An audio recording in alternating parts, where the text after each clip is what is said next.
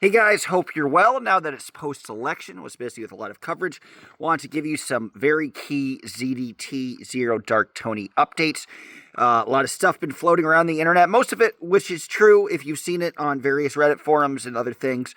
But I'll give a quick rundown. Obviously, there's still a warrant for Zero Dark Tony's arrest, and it's been confirmed that he checked himself in as an inpatient. I don't know which hospital, I don't know what type of hospital, but that apparently, or what we know for sure, 2 days after he's supposed to do it, 2 days after the warrant was issued, ZDT checked himself in to some sort of hospital. Now, I suppose with that defense, ZDT could say, well, he was processing it early, or he felt bad health and was incapacitated the day of, and then he took the action 2 days later. All of it is very far-fetched and is not going to fly.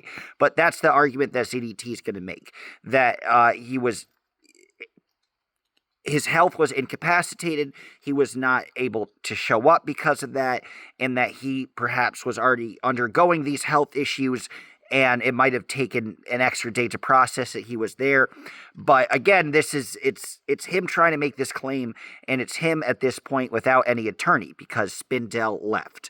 So that's the biggest news for him, and what that means with everything else is either at a standstill or it's an automatic loss for ZDT because I don't think he's going to show, if he shows up to court, he's going to be arrested. So if you're worried about Nora or any other legal attacks he might make against other people, the good news is that worry is at this point moot because there's nothing he could do. And if the person doesn't show up, then they don't have a right to defend why they brought the RO in the first place. And I think it's incredibly likely that Nora will be successful in getting an RO against ZDT. You know, it's not the court's fault, really. I mean, maybe you could not show up for something you're supposed to show up for. But if you're continually incapacitated, it's not really the court's fault that you can't show up. And they'll just have the RO debate without the person, and Nora will probably easily get it. So if anybody wants to see some fails legally on ZDT's part, but kind of fails the ZDT being a ghost because he won't actually be there, there will be some coming in the future. Some other interesting bits of news. This isn't a super long video, just a quick rundown of things. There was the final conclusion of the last of the restraining orders minus Nora, which we know the result to now, before the big hubbub happened, before ZDT got arrested. The final RO battle was that against Yelena, Solomon's mother. So that was ZDT after he lost trying to get a restraining order against Solomon. He also at the same time tried to get a restraining order against Solomon's mother. And like the restraining order against Solomon, this one was also rejected. So ZDT was not successful in that at all whatsoever. And the judge was even more baffled.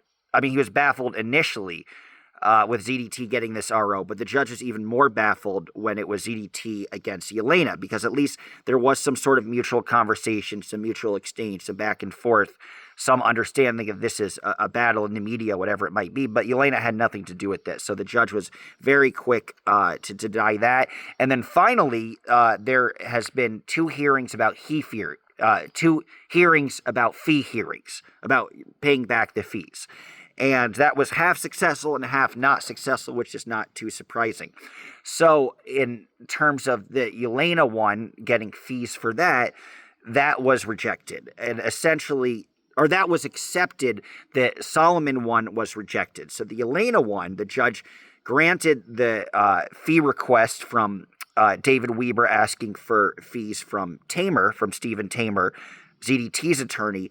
That was accepted for Yelena and not for Solomon. And the judge's reasoning for that, which kind of makes sense, it's always a Hail Mary and kind of, I mean, for Tamer deserves it, but kicking somebody while they're down for fees, but so they're pretty hard to get. But the judge's reasoning was this entire thing that ZDT brought on was frivolous, certainly. but it was more frivolous with Elena, and at least with Solomon, there was some there. Not enough there to grant any type of restraining order, but there at least was some cause to bring up a case like this, right? Solomon talked about ZDT. ZDT feels like Solomon goaded him, whatever it might be. So that it was like, in some sense, it was a thought of mutually assured destruction. That Solomon willingly engaged in this battle. ZDT took it too far. ZDT took it to the outside world, which is, of course, why why he's didn't get a restraining order against Solomon. But the judge did say that Solomon engaged enough where the fees would not be granted. But with Elena, the fees were granted. Not only that, but the full $30,000 that David Weber, Solomon's attorney, asked for was granted. 100% of what he asked for was granted, which is also quite rare. If the judge wants to go easy on an attorney, or feels like the attorney at least fought nobly or fought hard, the judge might give 10 to 20% of the legal hearing. Of the legal fees, than 100%. So you could really, what this really indicates is that all these judges are now very keenly aware of the way that ZDT ties up the court system and wastes it, and is essentially a walking contempt of court. There's no other way to put it. So maybe ZDT realizes that. He's finally losing each and every one. But at this point, we don't know. He's apparently probably still at the hospital. Maybe the guy hurt himself. Maybe he didn't. Who knows? Maybe he's just faking things. But, it'll be interesting because we spent so much time analyzing the legal defense of ZDT. And the claim, and not only the legal defense, but the legal reasoning for him getting all these ROs against other people. And, their big reasoning, at least that Tamer was going to try to advocate for, and Spindell as well, in the criminal situation, that all of that was, their claim was that they were being gang stalked. The ZDT was being gang stalked, constantly stalked by all these Scientology people, constantly harassed, and that he was just defending himself. Obviously, I don't think that argument holds water anymore. And at this point, man, I think I mentioned, it's funny, Aaron Smith-Levin did a video, which is fine, which is a good video, but if you watched my video 2 weeks earlier, you would have heard all the information that Aaron revealed as some sort of new bit of information, but I told it 2 weeks earlier. But one of that was the bail obviously has been changed to $500,000 now at this point. So that was much larger than it was before. I will say, even though I'm a couple days late on this one, you're going to probably hear the most recent stuff from me versus some others. Although Boss Talks, do check out Boss Talks, who has, I think he's good. He's a good commentator and archivist. He always is able to archive things that kind of disappear on the internet. And he has some really interesting thoughts on the DOA stuff and also the ZDT stuff. So do check out Boss Talks. Boss Talks is pretty on the ball and pretty, relevant and pretty quick, unlike Aaron, which was just yesterday's weather. But hey, it was all correct, good information, so watch who you'd like to watch.